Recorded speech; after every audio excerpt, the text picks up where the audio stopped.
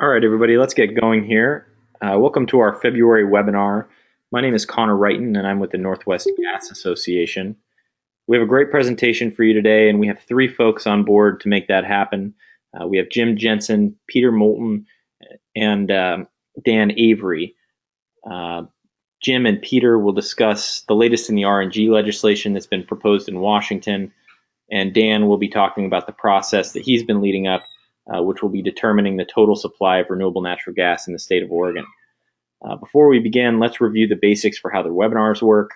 We've set aside some time, as always, for questions, and we strongly ask that you pose them as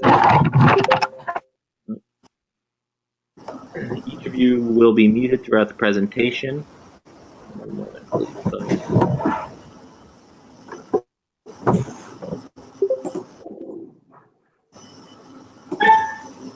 Sorry about that.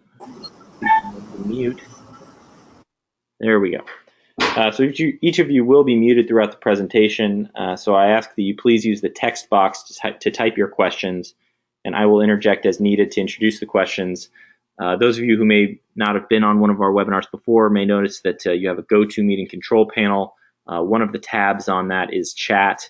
If you drop that down, you'll find that you'll be able to type your messages there. For those of you who would like to access a PDF copy of these presentations, please send me an email at creiten@nwga.org or respond to the email that I sent you this morning, and I'll be sure to get you a copy before the close of business today. As some of you may know, the Northwest Gas Association hosts webinars like this every month. We have another one coming up next month, which will be our annual economic update with Vista's Grant Forsyth. Those of you who come to our annual energy conferences may be familiar with Grant, who does a terrific job for us every year, and we're really looking forward to that. Of course, we also want to make sure that you guys are marking off June 6th and 7th for next year's 15th Annual Energy Conference, which is once again back at Skamania Lodge. And finally, I just want to introduce the Northwest Gas Association for those of you who may not be familiar with us and what we do. We represent the 6 investor-owned gas utilities operating in the Pacific Northwest, along with the 3 natural gas transmission lines. Our members are located in Oregon, Washington, Idaho, and British Columbia. As always, visit our website at nwga.org for more information. And with that, I will pass things over to our first presenter, who today will be Jim Jensen.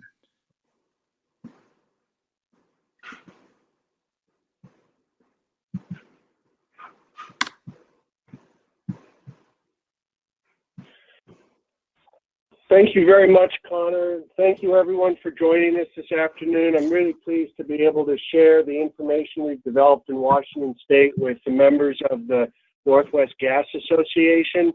I'll be presenting about this biomethane roadmap this afternoon. Can you see that my GoToMeeting?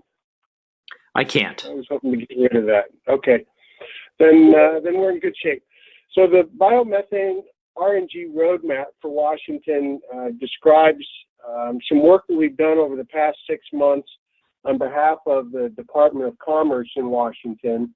And my colleague and friend Peter Moulton will be joining at the very end of this to tell you a little bit more about what's happening in our legislature these days. So like any roadmap, we'll follow a travel plan. It's got a beginning, a middle, and an end. In the middle, we'll be talking about what we see on a fairly high level look over the state of what the RNG potential could be in Washington State. And in terms of the lay of the land, we'll look at natural gas utilities, the pipeline system, and how RNG might be able to fit into that existing infrastructure and the marketplace. We'll talk about some of the obstacles we see ahead, as well as the way that policy could assist in the development of RNG and support the natural gas industry.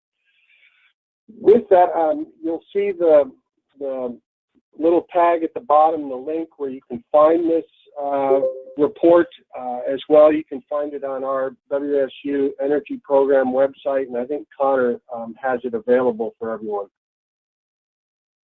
I do, and if anyone wants a copy of that, feel free to add that in when requesting PDF copies of the presentations. So the impetus for this report and for the research that we did, basically driven by these initiatives in Washington, our greenhouse gas limits that were set by the legislature back in 2008 to reduce emissions to 1990 levels by 2020, further reductions by 2035 and 2050. The red numbers there, the higher numbers, are actually what the Department of Ecology in Washington estimate are the numbers we have to hit if we're going to keep Washington on a track to meet the obligations of the Paris Climate Accords, and that as a policy in Washington is where we want to be. Governor Inslee has his other agenda priorities in building energy efficiency, renewables integration, greater resiliency, especially in energy, and then a natural gas policy that makes sense into the future. A third element is the Pacific Coast Collaborative, and I'm really glad that Dan is on board because all along the West Coast, from California to British Columbia, the executives in the states and the province are working together on a wide variety of initiatives, including energy, energy resiliency, renewables, and we want to try and align policies with those other entities. I suspect most of you understand the idea of renewable natural gas, but in case not, this is really biogas that comes from natural sources like landfills, wastewater treatment plants, livestock farms, municipal solid waste, organic processing, especially through anaerobic digestion. And then there are some innovative technologies that are on the way that can take woody or agricultural residues and produce, through gasification, produce a biomethane or renewable natural gas. All of those gases, the biogas, have contaminants, and the process of making RNG involves taking out those different contaminants. On a very easy level, you can use biogas to make electricity, but to actually use it in vehicles or to inject it into the natural gas pipeline requires a lot more cleanup or removing the carbon dioxide and other contaminant gases. But at that point, you can put this into vehicles. The liquefied natural gas could go into the container ships, and with enough cleaning and monitoring and compression, it can go into the natural gas pipeline. It's a very versatile renewable energy. It's, of course, it's a fuel gas, so it has a lot of uses other than electricity. It's a local resource. These are local facilities. The resources to make RNG are often local, and that adds to our resiliency. Millions of dollars are invested in these projects, and they pay local contractors the jobs. We estimate a 2 to 3 job multiplier. Nationally, there's an estimate of 83,000 jobs that could be produced by more investment in renewable natural gas, and Washington, Oregon, and others hope to gain from that. There's also air pollution, health impacts, reductions of all these different kinds of criteria pollutants at some very significant levels. You see a lot of 90% in there in terms of reducing pollution. Now, of course, this is with natural gas alone, as well as RNG, but it helps to kind of push the market forward in terms of transportation. And then the greenhouse gas reduction potential is for renewable natural gas. These numbers come from the Low Carbon Fuel Standard program in California. And you can see in there that the bio-CNG, the landfill gas, these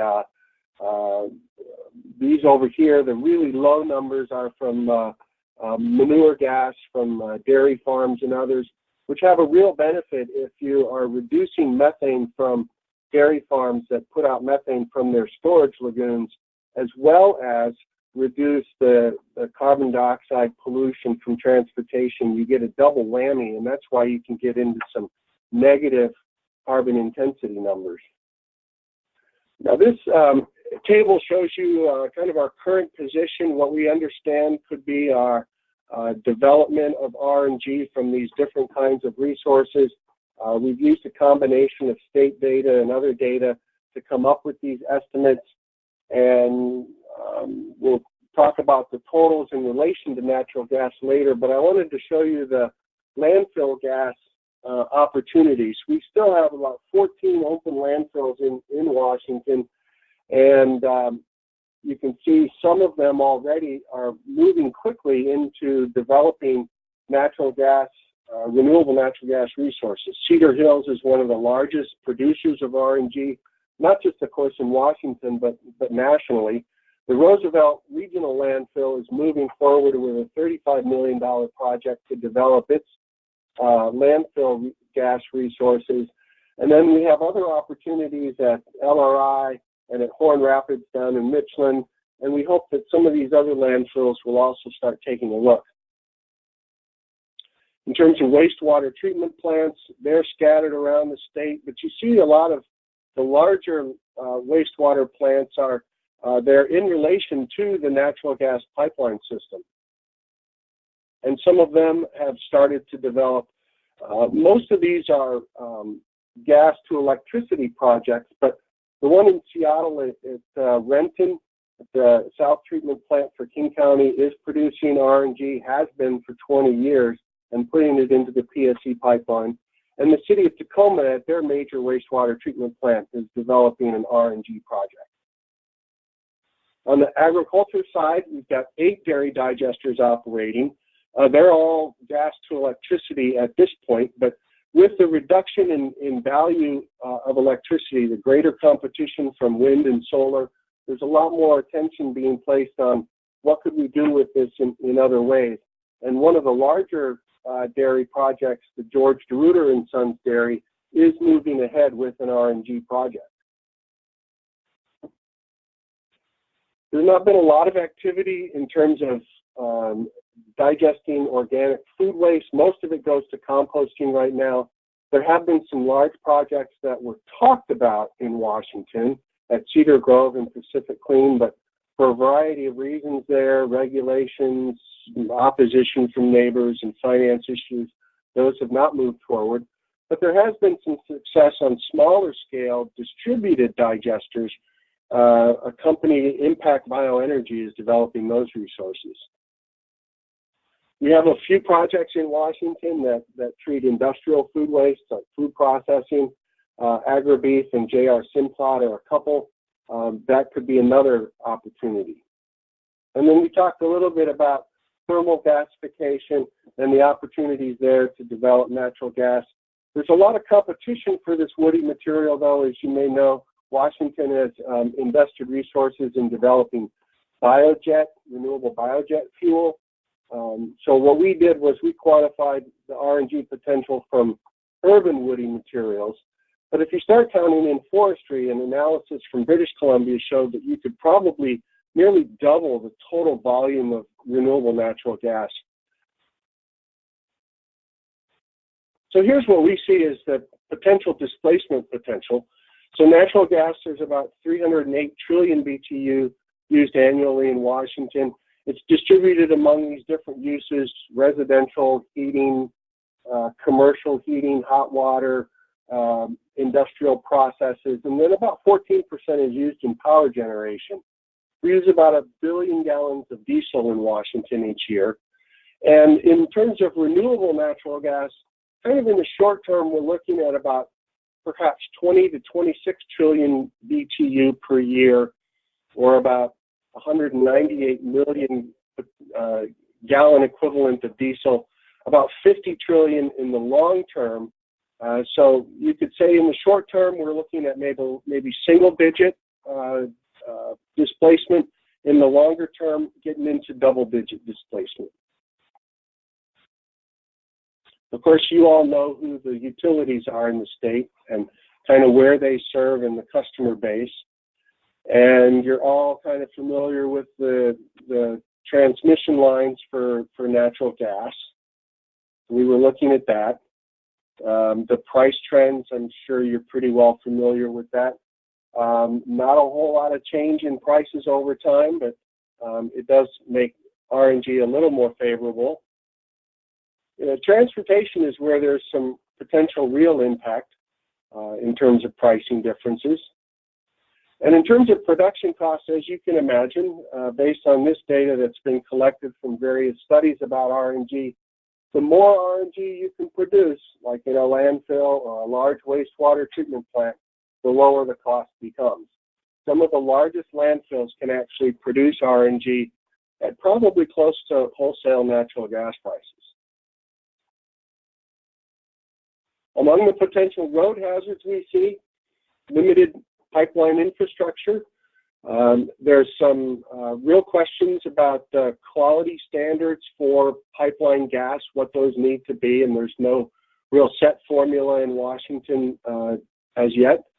The price trends, natural gas is a very cost-effective fuel right now, so RNG has to compete on other kinds of sources, the environmental sources, for example, or with incentives. The sources are scattered around the state. They don't always line up with the pipeline, so we still need to produce electricity with some of our RNG. But through federal, state, local policies and through greater research, we can make this opportunity more realistic in Washington. Many of you may be familiar on the federal side with the RFS program, Renewable Fuel Standard, that provides renewable identification numbers, or RINs. Those RINs can be very valuable as an environmental credit to these projects. Local governments, through their solid waste regulations, through their policies for fleets, can make a difference. And on the state side, there's a lot of different policies that we looked at, everything from carbon pricing, potential portfolio standard for gas utilities, the clean fuel standard that's already in place in California and Oregon and British Columbia. Washington continues to look for that. Different kinds of utility policies, in particular the interconnection standards, environmental waste regulations, that's potentially part of the mix, permitting for new facilities, purchasing contracts and preferential purchases for renewable products, as well as financial assistance. That's all kind of the mix of state policy options that could help to drive RNG and make it a more realistic part of the natural gas marketplace.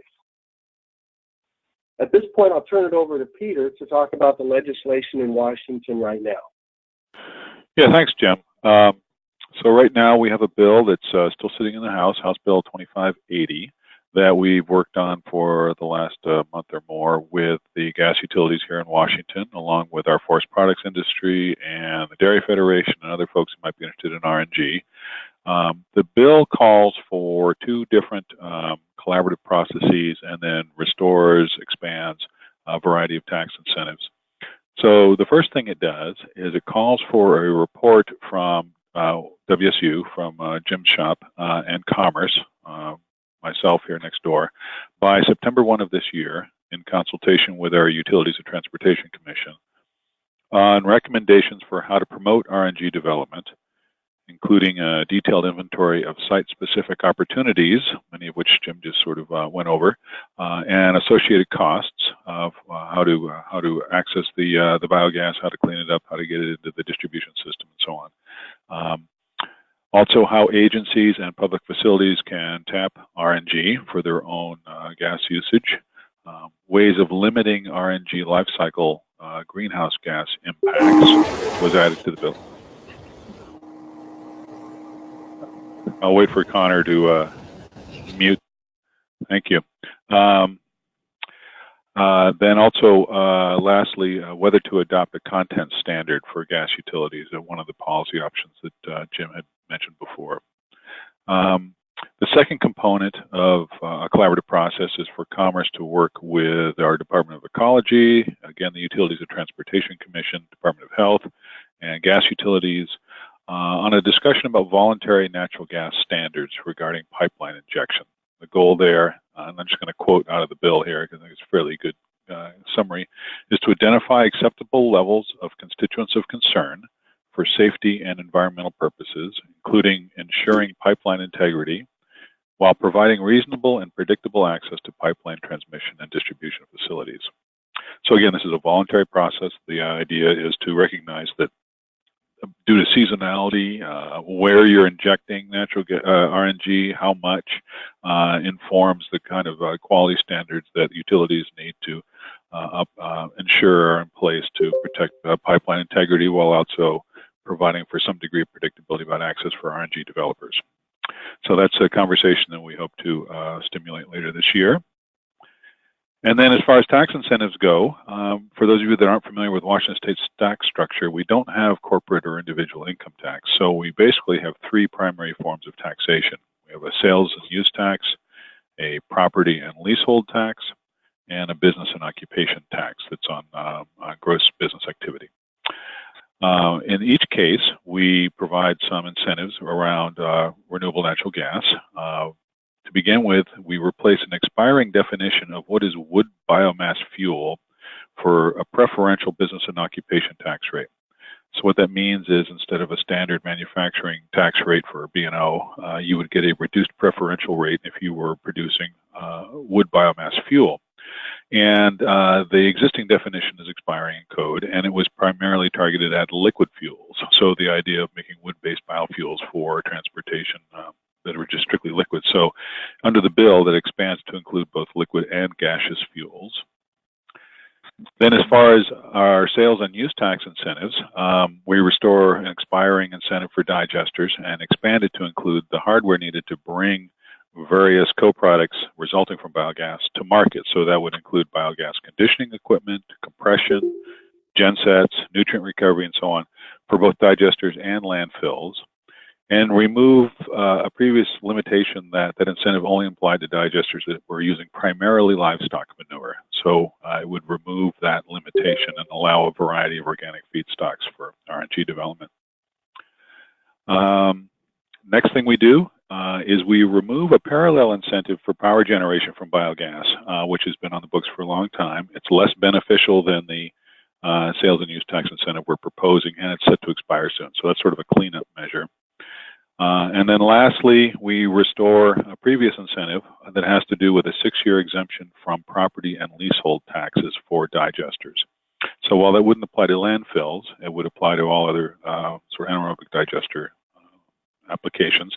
And overall, the bill is intended to take effect on July 1. Now, regarding the status of the bill, it is currently hung up in the House. It has not come out to get a floor vote, which it needs to very shortly here if it's going to move forward. While the bill has gotten very broad support and little if no resistance, it still is it's sort of behind the curtains in terms of relative priorities of leadership within the House. So we're continuing to work it. Its future is uncertain.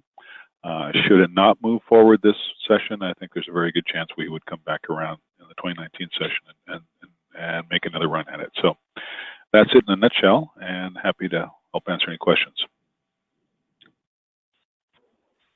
Great, thanks, Peter. I think for now we will move things over to Dan, and then we will collect any questions at the end. Again, I just wanted to remind folks that chat box where you're asked to ask those questions is in the GoToMeeting control panel near the bottom. You may have to open that, click on that chat tab to have it open for you, but that's where it should go. And I ask that you just type those questions as they come up so that we don't forget any of those. And I will get things over to Dan.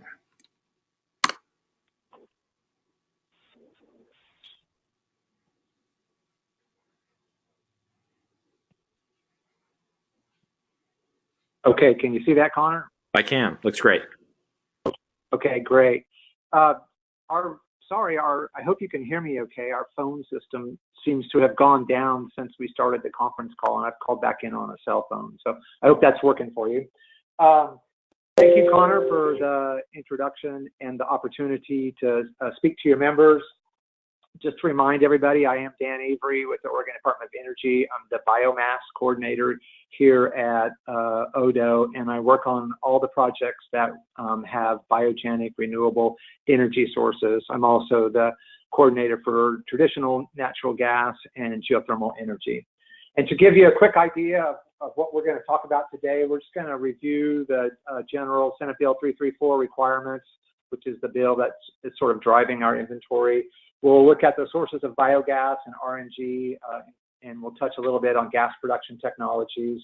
We'll give you some rough estimates of potential volumes, and then we'll take those potential volumes and give you an idea of the value both in the transportation and the stationary fuels markets. And then we'll give you just a quick update on the status of our inventory. So in 2017, the Oregon legislature passed SB 334, and it primarily directed ODO to conduct a biogas RNG inventory. It asked us to prepare a detailed raw feedstock inventory, and we're looking at making estimates of both gross potential and then practical potential of both volumes of methane and volumes of feedstock. And practical potential tends to be defined by access to feedstocks and to infrastructure, as well as economics. Just because the feedstocks exist doesn't mean you can get at it, and doesn't mean you can get at it in a cost-effective manner. We're going to look at process and supply chains. We're fairly fixated on supply chains, so we're doing a detailed analysis for the supply chain for each feedstock. They do start at different places. For example, with agricultural manure, we'll be starting at the farm and following the supply chain all the way through to the end user of RNG. But when we look at wastewater treatment plants and landfills, we're just starting at the plant location. We're not going to look any farther upstream. The technologies that we're interested in are anaerobic digestion, thermal gasification, and then we're also going to look at power to gas. There's a couple of other near commercial technologies that are related to thermal gasification and anaerobic digestion. They're just sort of upgrades of those two processes, and we'll touch on those as well in our report. The report or the legislation asks us to look at greenhouse gas and air pollution emission reductions as a result of going with RNG. And so primarily we're going to look at stationary fuels and transportation fuels. For transportation fuels, we'll probably look at just the replacement of diesel. We expect RNG to be used mostly in light and medium duty trucks, so it would be a straight diesel replacement. We're going to probably use the Oregon GREET model to do the calculations for greenhouse gas reductions. Oregon DEQ and their life cycle assessment person will help us with that project. We're not doing a true life cycle assessment. For those of you that are familiar with that process, it's very site specific, and our intent here is just to give the legislature sort of a general idea of the kinds of reductions at each of the supply chain steps that we would anticipate seeing. Then SB 334 asked us to form an advisory committee. We've done that. The advisory committee's primary task is to give us feedback on defining barriers, opportunities, and policy concepts for overcoming those barriers. That's where we're at right now with the advisory committee. I have to say we have an excellent committee. It's quite robust. We have about 50 people. 22 have actively been participating. They represent your industry. They represent agriculture, municipalities, wastewater treatment plants, landfills, quite a few state agencies and other trade groups. Transportation is there, fleet management's there, Clean Cities folks are there. So we have a very robust advisory committee, and they're very active in the participation. So we expect great things to come out of their portion of this work. The initial report's due back to the legislature in September of this year. The intent of this whole report is to educate the legislature, sort of get them up to speed on biogas production and then its conversion to RNG and its uses, so that they can then mull over some legislative proposals that will come forward in the next year or two as far as production and then utilization of RNG. So the feedstocks that we're looking at are very similar to what Jim gave you for Washington. Right now we're looking at wastewater treatment plants. In this graphic, you'll see a map that shows the location of the wastewater treatment plants and a table showing gas production values. We're working with DEQ on this. They provide us with modeled data. We looked at that modeled data, and then we began talking with some of the wastewater treatment plant operators. And so we've And they didn't quite agree with the modeled values that they saw. And so we prepared a questionnaire, and we're doing a phone survey with the wastewater treatment plants to sort of have two sets of values to report on. One that's reported value from day-to-day operations, and the other one would be DEQ's modeled value. We think it's important to sort of provide a range of gas production potentials. There's a lot of variables that go in, so we just want to try to present the whole landscape. There are 49 wastewater treatment plants that receive greater than 1 million gallons a day. 1 million gallons a day is kind of the rule of thumb for where you can have anaerobic digestion and where you can't. Out of that 49, 26 do have anaerobic digestion, 23 don't. We'll also map the wastewater treatment plants that are less than 1 million gallons a day. There's some new technologies coming on, like lagoon capture, that might make them viable, but we're not going to make estimates on the gas production this time around. Agriculture, again, like Washington State, we're looking at agricultural manure as sources of feedstocks for biogas. We're working with the Oregon Department of Agriculture. We actually have spent the last couple of months preparing a model to make estimates about the amount of waste manure that's available. We looked, what you see here are the dairies that are mapped, the CAFO dairies. CAFOs are confined animal feeding operations, and so they keep a bunch of livestock in a small area and feed them, and they produce a lot of manure. Only some of that's capturable. That was our big challenge in working with ODA, is to determine how much is capturable and able to go into an anaerobic digester. And so we've built that model with them, and now ODA has actually taken it out to some of the bigger dairies to validate that model. And so we think we'll be able to populate this table in the next few weeks with values. There's 244 CAFOs in the state. 46 of them are large, 113 of them are medium. There are currently 9 farm anaerobic digesters in Oregon. 4 of them are not operating. And we're getting data not only for dairy cows, but also for chickens, confined beef cattle, and hogs. Those feedstocks all have significant constraints on them. They're typically not processed in a traditional anaerobic digester, but it's been expressed that there's some interest in the value there. So we'll do some rough calculations for them, but not nearly what we've put into for the CAFO feedstocks. Then there's landfills. In Oregon, there are 13 landfills that are the appropriate size, which is about 1 million tons in place. Currently, 7 of them are capturing and using biogas, mostly for producing electricity and then station heat. And 6 of them are flaring or not capturing. And so, as you guys all know, once a landfill closes, its gas production starts to taper off over time. All of the landfills have gas production curves, and we've asked for those values, but they're a little bit hesitant to release them. That's kind of proprietary information for them. We do have data from DEQ that modeled the gas production for landfills. That's what you see in the table on the right.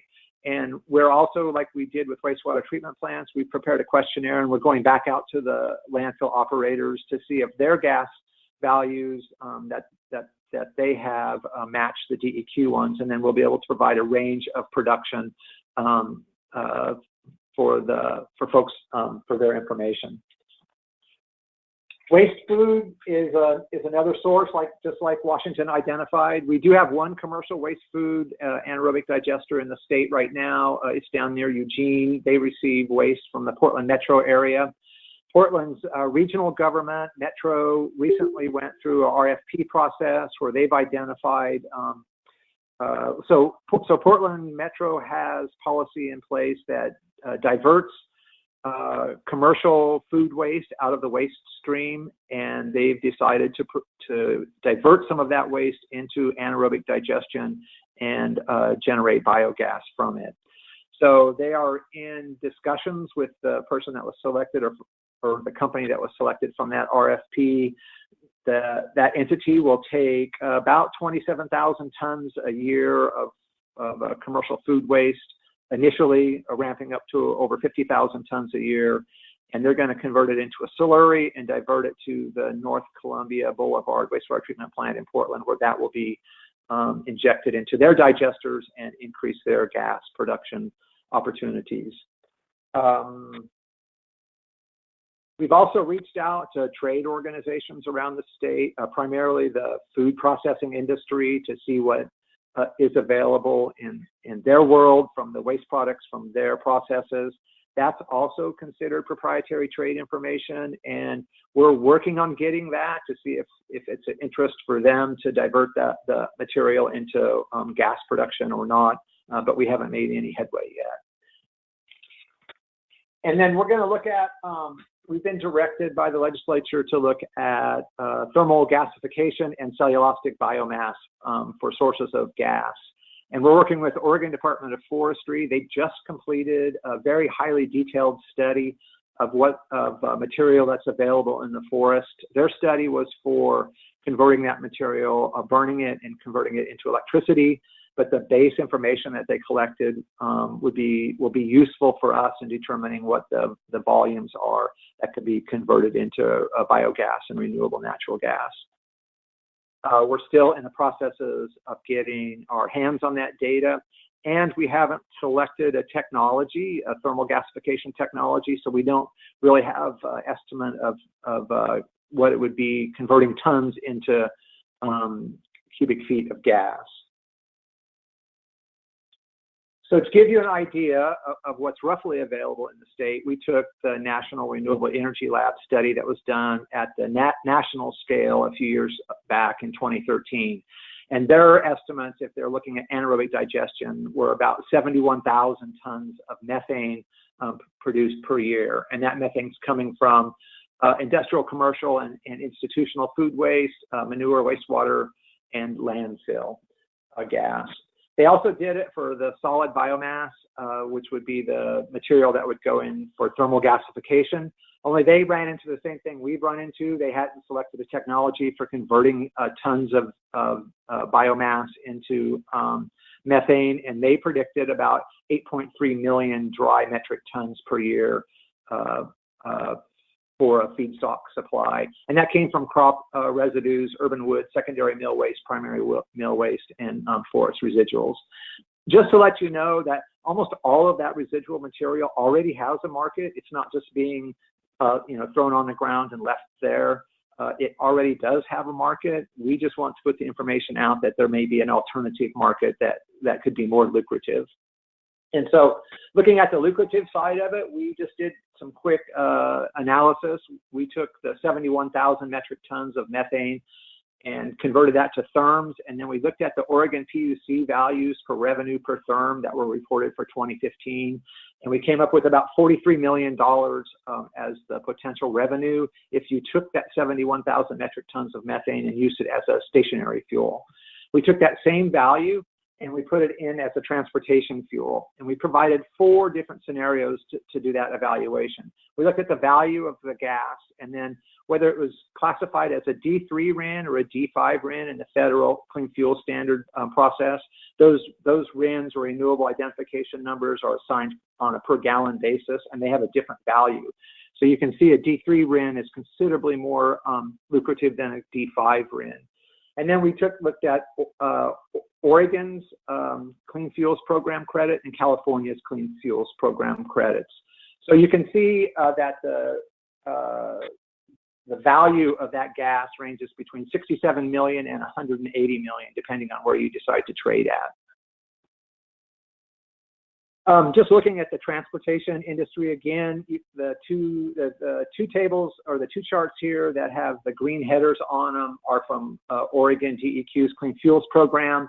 The upper left-hand graphic just shows you what's being traded, and you can see that there's been a big increase in interest in the bio-CNG or the renewable natural gas.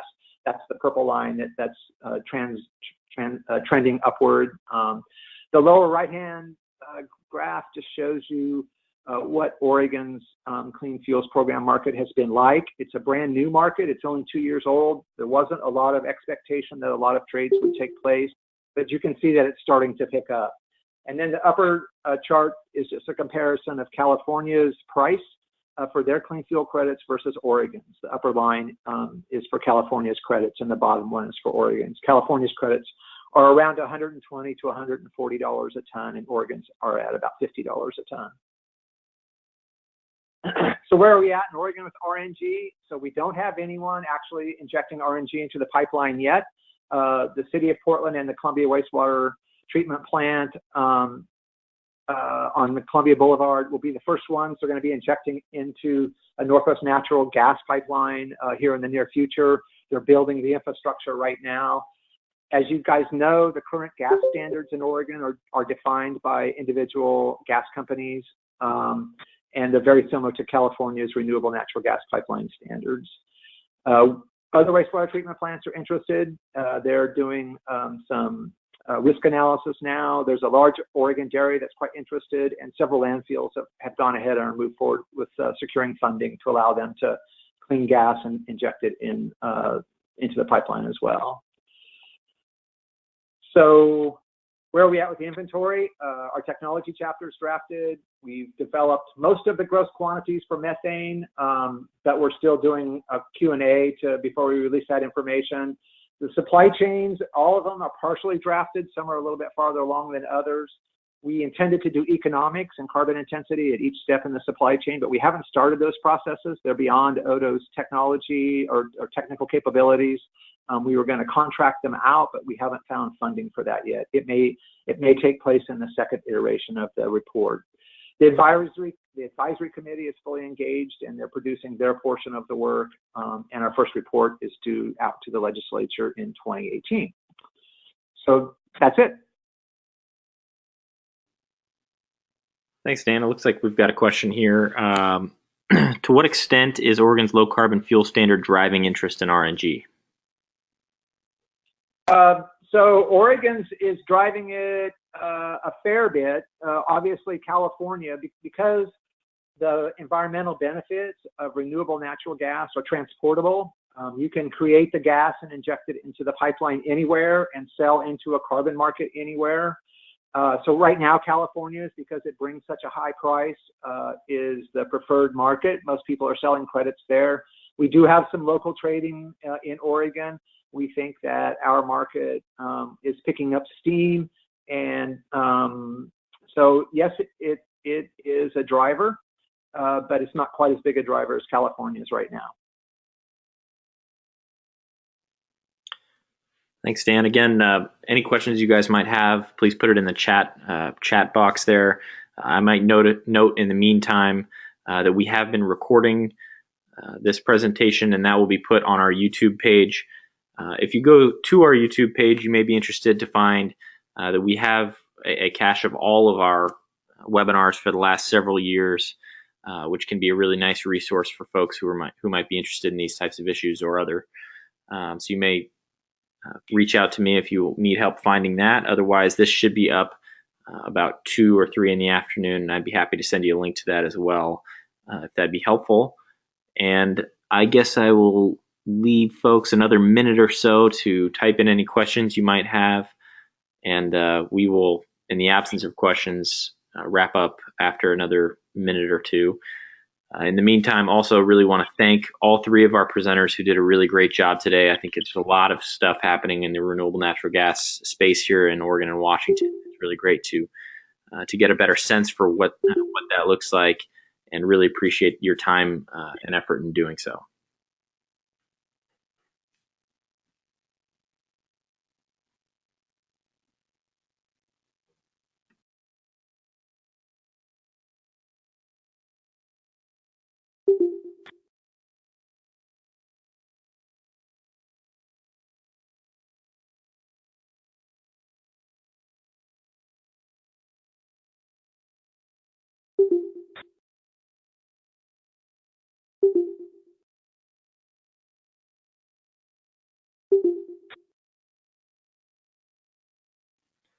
All right, it looks like we are in good shape here.